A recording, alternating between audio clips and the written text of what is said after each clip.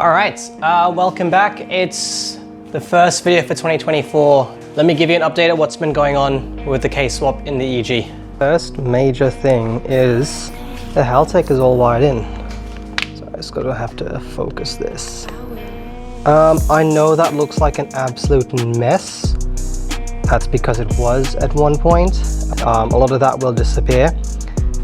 That is pretty much all wired in. I think I've got one more major wire to do.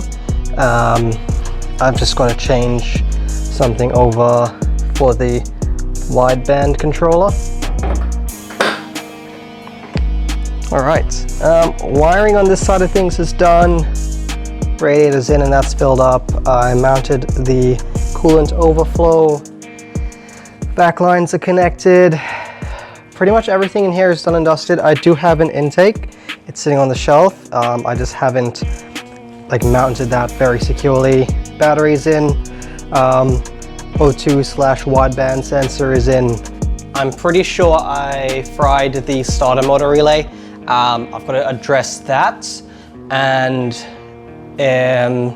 some settings to do with the VTech control in the Haltech NSP software. So once I get all of that, we should be able to start it all up.